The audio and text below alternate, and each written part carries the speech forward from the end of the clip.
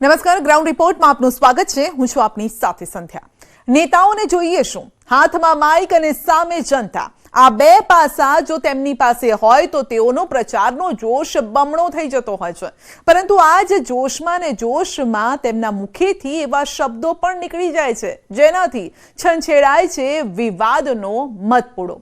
આજે આપણે આવા જ કેટલાક નેતાઓની વાત કરીશું જેઓએ કર્યો છે બફાટ.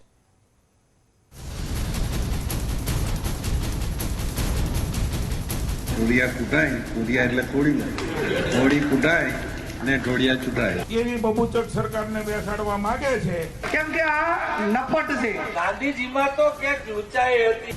અરે અરે રે રે, આ લોકો શું બોલી રહ્યા છે? ભાઈ, આ લોકો પ્રચાર કરી રહ્યા છે.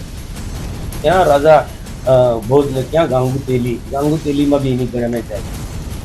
ચૂંટણી ટાણે જ નેતાઓના બગડ્યા છે બોલ. હાથમાં માઇક આવતા જ નેતાજીની જીભ પર બ્રેક જ નથી લાગતી. ત્યારથી કહેવાતું કે ઢોળિયા કૂટાય, ઢોળિયા એટલે થોડી થોડી કૂટાય ને ઢોળિયા ચૂંટાય. ધવલભાઈને એમ જ કીધું છે. મનસુખ વસાવાએ ચૈતરને કહ્યા મચ્છર. આ મચ્છર કક્ષાનો માણસ મોદીના વિરાટ સ્વરૂપને આ પ્રકારનું સ્ટેટમેન્ટ આપે એને શરમ આવી જોઈએ. વિવાદિત નિવેદનો, કૂતરા, બિલાડા, બાબુચક, નપુંસક બાદ હવે નફ્ફટ સુધી પહોંચી ગયા આ નેતાઓ. જોવાનો ઈશારો એક જાગીરદાર તરીકેનો હોય તો અહીંયા ઊભી પૂંછડીએ ના ભાગે તો મને તમે કહેજો, પણ આટલું કરવું પડશે કેમ કે આ નફ્ફટ છે. કેટલાક નેતાએ તો ગાંધીજીને પણ ન છોડ્યા. આ દેશમાં બીજો ગાંધી રાહુલ ગાંધી હતો. ગાંધીજીમાં તો ક્યાંક ઊંચાઈ હતી. આ તો માણસ સંપૂર્ણપણે નિખાર એકદમ અણી. ગુજરાતમાં ચૂંટણીને બસ હવે 2-3 દિવસ જ આડા છે. તે પહેલા પ્રચાર પૂરજોશમાં ચાલી રહ્યો છે. જો કે પૂરપાટ જતા પ્રચારમાં નેતાઓની જીભ પણ લપસી રહી છે. પ્રચારમાં ફૂલ સ્પીડમાં જતા નેતાઓની જીભની જાણે કે બ્રેક ફેલ થઈ ગઈ હોય તેમ જાહેર મંચ પર ન બોલવાના શબ્દો બોલી રહ્યા છે. પોતાને અથવા તો પોતાની પાર્ટીને મજબૂત ગણાવવામાં આ નેતાઓ બેફામ વાણી વિલાસ કરી રહ્યા છે. ત્યારે સૌપ્રથમ વાત કરીએ બનાસકાંઠાની. રાજ્યભરમાં ચર્ચા છે કે ભાજપ કોંગ્રેસ વચ્ચે સૌથી વધુ ક્યાંય કાંટાની ટક્કર હોય તો તે છે આ બેઠક, એટલે કે ઉત્તર ગુજરાતની બનાસકાંઠા બેઠક. જો કે હવે ગેનીબેન ઠાકોરે ડેરીના કર્મચારીઓ માટે ન વાપરવાનો શબ્દ વાપરી નાખ્યો. સાંભળો, આ શું બોલી ગયા ગેનીબેન. આપણે બધા ગાંધીજીને માનવા વાળા એટલે પેલું ગાંધીજી વાળું, અને પછી ના માને તો ભગતસિંહ કે મહારાણા પ્રતાપ એવું ક્યાં કરવું હોય ને તો આડકતી રીતે આપણે કોઈને કઈ કરવું નથી, કોઈ હિંસા નથી કરવી, પણ આપણી આંખ ઉપર એને ખબર પડી જવી જોઈએ કે આ ગામની અંદર હવે મારે પગ મૂકવાની જગ્યા નથી. ખાલી સામે જોવાનું, અને જોવાનો ઈશારો એક જાગીરદાર તરીકેનો હોય તો અહીંયા ઊભી પૂંછડીએ ના ભાગે તો મને તમે કહેજો, પણ આટલું કરવું પડશે કેમ કે આ નફ્ફટ છે. કેમ કે આ નફ્ફટ છે. કેમ કે આ નફ્ફટ છે. અને નફ્ફટ લોકો હોય ને એને માન સન્માન જેવું કઈ હોય જ નહીં. તો બીજી તરફ આ જ મુદ્દે ભાજપે ગેનીબેન ઠાકોર પર વળતો પ્રહાર કર્યો. ગેનીબેનના નિવેદનને શંકર ચૌધરીએ વખોડ્યું. કહ્યું કે આવા શબ્દો રાજનેતાને ન શોભે. એટલું જ નહીં, ચૌધરીએ જાણે કે હવનમાં ઘી હોમતા હોય તેમ કહી દીધું કે આ અપમાન માત્ર ડેરીના કર્મચારીઓનું જ નથી, પરંતુ ડેરી સાથે જોડાયેલા તમામ લોકોનું છે. તો કેટલીક જગ્યાએ તો એમને નફ્ફટ જેવા શબ્દો વાપરે. અપમાન એક કોઈ ડેરીના કોઈ કર્મચારી અધિકારીનું નથી, એની સાથે જોડાયેલી લાખો માતાઓ બહેનો છે, એમને આ ગાળો બોલે છે.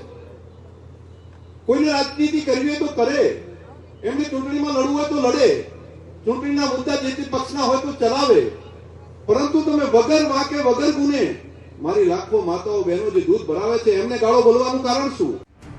અત્ર ભરૂચમાં ફરી એકવાર મનસુખ વસાવા ક્રોધિત થઈ ગયા અને ચૈતર વસાવા પર આકરા પ્રહાર કર્યા. જો કે ક્રોધમાં જ તેઓએ ચૈતર વસાવાની સરખામણી મચ્છર સાથે કરી દીધી.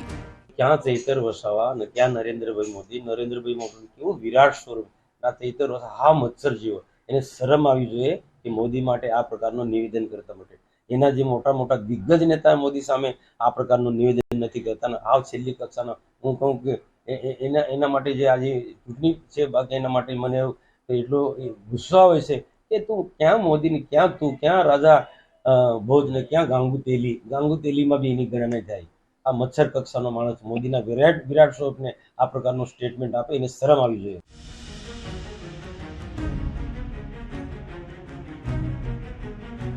જો કે ભરૂચમાં પહેલીવાર નથી કે મનસુખ વસાવાએ ન બોલવાના શબ્દો બોલ્યા હોય. આ પહેલા પણ ગરમીમાં વસાવાનો પારો હાઈ થઈ ગયો હોય તેમ તેમણે સાગબારામાં પ્રચાર દરમિયાન કહી દીધું કે ચૈતરભાઈથી તો બિલાડું પણ ડરતું નથી. ચૈતર વસાવા જેલમાં કેમ માથે પડે અમારા માટે કે ભાજપ, મનસુખભાઈ, મોતીભાઈ આ બધા ચૈતરથી ડરે છે. એટલે તારાથી કોઈ કૂતરું બી નથી ડરતું, તારાથી કોઈ બલાડું બી નથી ડરતું. ખોટી વાતો શું કરે છે? પણ જેલમાં કેમ ગયો? પેલા ફોરેસ્ટર ભીડગાડ આદિવાસી હતા ને જમીનના બાબતે જંગલની જમીનને લઈને એને માર્યા, ઘરે બોલાવીને ઢોર માર માર્યો, સખત માર માર્યો. ભીડગાડ એ આદિવાસી હતા. ભીડગાડ એટલે કોણ બિચારો? ભીડગાડ ક્યાં અને ચૈતર વસાવા ક્યાં? હવે મનસુખભાઈ આટલેથી જ ન અટક્યા. ગુજરાતમાં આદિવાસી સંગઠન તોડી પાડવાના મામલે ચૈતર વસાવા અને આપ પર જોરદાર વરસ્યા. ગુજરાતમાં આદિવાસી સંગઠનને કોણે તોડી પાડ્યું? એ ભારતીય ટ્રાઇબલ પાર્ટી આદિવાસીના હક માટે લડતું હતું. એને ચૈતરભાઈ વસાવા જેવા ગદ્દાર લોકો એને તોડી પાડી ધારાસભ્ય બનાવના. ચૈતર વસાવા તો મોહરું છે. ભારતીય ટ્રાઇબલ પાર્ટી તોડવાનું કામ કર્યું હોય આમ આદમી પાર્ટીના લોકોએ દિલ્હીથી અહીંયા આવીને. આ સમજી લેજો ભાઈ, આવા લોકોને ઓળખી લેજો. ચૈતર તો મોહરું છે.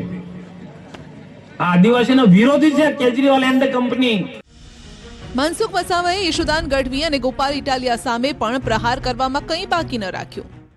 નહીં તો થોડા ઘણા મત મળશે ને તો કોલર ઊંચો રાખીને પડશે. જો ભરૂચ લોકસભામાં આટલા મત લીધા, એ પણ ના થવું જોઈએ. એ પણ ના થવું. કોંગ્રેસના મિત્રોને કહું છું, જેમ બીટીપી ને તોડી નાખી ને એ રીતના કોંગ્રેસને ખતમ કરી નાખશે આ આમ આદમી પાર્ટી વાળા. આમ આદમી પાર્ટીને તમે ઓળખતા નથી. વિદેશીની તાકાત, વિદેશી ફંડથી ચૂંટણી લડવા દેશના માટે ખતરનાક લોકો છે આ લોકો. જો કે સામે પક્ષે આપના નેતા ચૈતર વસાવાએ પલટવાર કર્યો. આ વખતે એ લોકો પોલીસનો પણ ઉપયોગ કરવાનો છે. મિત્રો ધ્યાન આપજો. લોકલ પોલીસ તો બિચારી શું કરે? એમના આઈપીએસ લોકોને સૂચના છે કે પોલીસનો ઉપયોગ કરીને ચૈતર વસાવાને હરાવી દેવાના છે. પણ જે ચૈતર વસાવા ગુજરાતની ભાજપ સરકારથી નથી ડર્યા, કેન્દ્રની ભાજપ સરકારથી નથી ડર્યા, એ ચૈતર અત્યાર સુધી તો વ્યક્તિગત એટેક હતા. જો કે ભાજપના એક નેતાના મુખેથી જાણે અજાણે જે શબ્દો નીકળ્યા તેનાથી વધુ એક સમાજની લાગણી દુભાઈ છે. હવે વલસાડના ધારાસભ્ય અને નાણામંત્રી કનુભાઈ પટેલના મુખેથી વાણી વિલાસ થયો છે. પહેલા સાંભળો કોના વિશે શું બોલ્યા. કોડિયા એટલે કે કોડી કૂટાય અને ધોળિયા ચૂંટાય. ત્યારથી કહેવાતું કે કોડિયા કૂટાય, કોડિયા એટલે કોડી ને, કોડી કૂટાય ને ઢોળિયા ચૂંટાય. ધવલભાઈને અમે જ કીધું છે. કાર્યકરોનો ઉત્સાહ વધારવામાં ને વધારવામાં સાંભળ્યું તમે કનુભાઈ શું બોલી ગયા. હવે કનુભાઈના આ વાણી વિલાસના કારણે કોંગ્રેસને બગાસું ખાતા પતાશું મળી ગયું છે. ગઈકાલે કનુભાઈ દેસાઈ નામના એક મિનિસ્ટર છે ભારતીય જનતા પાર્ટીના. એ મિનિસ્ટરે એવું કહ્યું કે આ કોડિયાઓ કૂટાય. કોડિયાઓ એટલે કોળીઓ, પાછા પોતે જ સ્પષ્ટતા કરે છે કે કોડિયાઓ એટલે કોળીઓ, એ કૂટાય અને ધોળિયાઓ ચૂંટાય. હું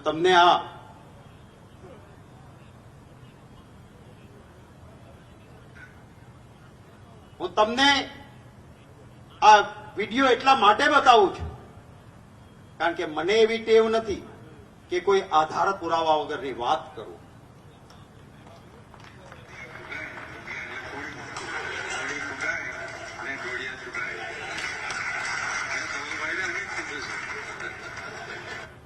કે છે મીડિયાના મિત્રોને હું આપીશ આ ક્લિપ, મેં મારા ટ્વિટર ઉપર મૂકી છે. અરે કોઈ કહેવત પણ હોય તો પણ, અરે ક્યારેક બોલાયું હોય તો પણ કોઈ પણ જ્ઞાતિનો અપમાન કરવાનો અમને કોઈને અધિકાર નથી. કોડિયાઓ એટલે કોળીઓ કોડિયાઓ કૂટાય ને ધોળિયાઓ ચૂંટાય, શું આ એક મિનિસ્ટરને શોભે એવા શબ્દો હતા? સમગ્ર કોળી જ્ઞાતિનું અપમાન કર્યું ત્યારે હું અભિનંદન આપીશ એ કોળી યુવાન શૈલેષને કે એને ચેલેન્જ કરીને આંદોલન શરૂ કર્યું દક્ષિણ ગુજરાતમાં કે કોળીનો દીકરો તમને માફ નહીં કરે ભારતીય જનતા પાર્ટી. આ જે વિનાશ કાળે વિપરીત બુદ્ધિ. કનુભાઈના આ વિવાદાસ્પદ નિવેદનથી કોળી સમાજમાં રોષ છે. કનુભાઈ કોળી સમાજની માફી ન માંગે તો કોળી સમાજ રસ્તા પર ઉતરશે તેવો હુંકાર ભરવામાં આવ્યો છે. એ ક્યાંક એમની મગજની ડાગડી છટકી ગઈ છે, ક્યાંક એઓ ભાન ભૂલ્યા છે, સમાજની માન મર્યાદાઓ ભૂલ્યા છે અને એનો આજે જીવતો જાગતો એક દાખલો પહેલા ક્ષત્રિય સમાજ ઉપર ટિપ્પણી કરવામાં આવી, બહુ બેટીઓને વખાણી અને ત્યારબાદ ગઈકાલે આપણા વલસાડના ધારાસભ્ય અને નાણામંત્રી એમના મોડે વાત બોલવામાં આવી કે કોળિયા કૂટાય છે અને ઢોળિયા ચૂંટાય છે. અરે કનુભાઈ, એક મંત્રી થઈને તમને શરમ આવવી જોઈએ આવી ભાષા વાપરવાની. આ લોકતંત્રનો અમે હિસ્સો છે. અનંતભાઈ ઢોળિયા પટેલ છે, પરંતુ એ લોકતંત્રના હિસ્સા રૂપે અમે એમને મતદાન કરીએ છીએ. ત્યારે તમારી જે આ વાણી છે એને તમે પાછી ખેંચજો, નહીં તો કાલથી અમે તમારી સામે ધરણા પર ઉતરવાના છે. જો માફી નહીં માંગશે તો અમે એમને એમની ઓકાત બતાવી દેવાના છે. કનુ દેસાઈના નિવેદન બાદ કોળી સમાજ પણ રોષમાં છે. રાજકોટમાં અખિલ ભારતીય કોળી સમાજે પત્રકાર પરિષદ યોજીને રોષે ભરાયેલા કોળી સમાજના આગેવાનોએ કહ્યું કે કનુ દેસાઈ જાહેર મંચ પરથી સમાજની માફી માંગે. ઉપરાંત જો કનુ દેસાઈ માફી ન માંગે તો ભાજપ વિરોધી મતદાન કરી ઉમેદવારને હરાવવાની પણ ચીમકી ઉચ્ચારી.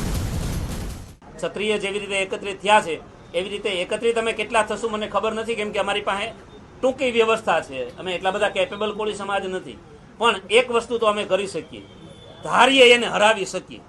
કોળી સમાજ પાસે મતની તાકાત ખૂબ મોટી છે અને આ મતની તાકાતનો અમે લોકશાહી ઢબે જો ભાજપને જીતાડવા માટે તડકામાં ઉભા રહીને મત આપી શકતા હોય તો એને હરાવવા માટે વહેલા ઉઠી અને જય ભવાની જય માંધાતા કરી અને સાહેબ ભાજપની વિરુદ્ધમાં મતદાન તો કરી શકીએ એટલી તો અમારી તેવડ છે જ. જ્યારે અખિલ ભારતીય કોળી સમાજના રાષ્ટ્રીય ઉપાધ્યક્ષ પ્રવીણ કોળીએ તો કેબિનેટ મંત્રી કનુભાઈ દેસાઈનું રાજીનામું જ માંગી લીધું કે કોળી કૂટાય અને ડોળિયા ચૂંટાય. તો કનુભાઈ, આ તમે એક કેબિનેટ દરજાના મંત્રી થઈ અને આવી રીતની જે વાલી વિલાસ કરી રહ્યા છો તે કોળી સમાજ ક્યારેય પણ નહીં સાખી રહે. આના પરિણામ કનુભાઈ તમારે ભોગવવાના જ રહેશે ટૂંક સમયોના અંદર, કેમ કે કોળી સમાજ જાગૃત છે, હરેક વાતની અંદર એક્શન લેશે. આ તરફ છોટાઉદેપુરમાં પણ લોકસભા ભાજપના ઉમેદવાર જશુ રાઠવાનો વિવાદિત વિડીયો સામે આવ્યો, જેમાં તેમણે તમામ હદો વટાવી જાહેરમાં અપશબ્દોનો ઉપયોગ કર્યો. સાથે જ લોકોને સલાહ આપી કે કોઈ અધિકારી ટણી કરે તો તેનાથી ડરવાનું નહીં. એક બી મત નહીં નીકળવા દેવાની જવાબદારી આ જુવાનીઓની છે. તમારે મુજ પર હાથ મૂકીને કહેવાનું કે એક જ રાઠવો 140 કરોડ માંથી દિલ્હી જવાનો છે અને એ પણ અમારો ભાસ જવાનો છે, એટલે અમે ભાજપને મત ન ખાઈએ અને કોઈ બી કોમ હોય અડધી રાતો હવે કોઈ અધિકારી બી બેઠા છે. પછી આપણે બધી રીતે તૈયાર તમારા જેવા જીતવાનો છે એટલે તમારે બધી રીતે પણ રાજકોટમાં તો રાહુલ ગાંધીના વખાણમાં ખુદ કોંગ્રેસ નેતા જ ભાન ભૂલી ગયા. કોંગ્રેસ નેતા ઇન્દ્રનીલ રાજ્યગુરુના હાથમાં માઇક આવ્યું અને તેમણે ભાજપને આડે હાથ લેવાનું શરૂ કર્યું. શરૂઆતમાં બધું બરાબર ચાલતું હતું, પરંતુ ઇન્દ્રનીલભાઈની ગાડી પણ અધવચ્ચે પાટા પરથી ઉતરી ગઈ અને મહાત્મા ગાંધી વિશે જ વિવાદિત ટિપ્પણી કરી દીધી. આ દેશમાં બીજો ગાંધી રાહુલ ગાંધી હશે. ગાંધીજીમાં તો ક્યાંક ઊંચાઈ હતી, આ તો માણસ સંપૂર્ણપણે એકદમ અણી. જો કે વાત રાષ્ટ્રપિતાની આવતા જ ભાજપે કોંગ્રેસ પર આકરા પ્રહાર કર્યા. વિવાદ વધતા ઇન્દ્રનીલ રાજ્યગુરુએ સ્પષ્ટતા કરી અને ભાજપ પર ઠીકરું ફોડ્યું. કહ્યું કે મારા નિવેદનથી ભાજપના નેતાઓને ગાંધીજીની ચિંતા થવા લાગી છે. મેં તો ગાંધીજીની ચતુરાઈના સંદર્ભમાં વાત કરી હતી. મેં રાહુલજી આવતા દિવસોમાં લોક સ્વીકૃત બીજા ગાંધીજી હશે, એ જે ગાંધીને નામ મુખે લાવવા માગતા નથી. મને આનંદ છે કે મારા નિવેદનથી એ ભાજપવાળા કમસે કમ ગાંધીજીની ચિંતા તો કરવા માંડ્યા. ના એનો એ પર્યાય છે બંને શબ્દો. ગાંધીજીના ગુણ ફરીથી રાહુલજીમાં જોવા મળી રહ્યા છે, એ વાત મારી એના ઉપર હું કાયમ છું. તો આ પહેલા રાજકોટમાં પ્રચાર કરતા ખુદ કોંગ્રેસના ઉમેદવાર પણ જાહેર મંચ પરથી જ વિવાદિત નિવેદન આપી ચૂક્યા છે. રાજકોટ બેઠકના કોંગ્રેસના ઉમેદવાર પરેશ ધાનાણી પૂરજોશમાં પ્રચાર કરી રહ્યા છે. તેમની દરેક સભામાં તેઓ આગવી રીતે પ્રચાર કરે છે અને ભાજપ પર ઠીકરા ફોડે છે.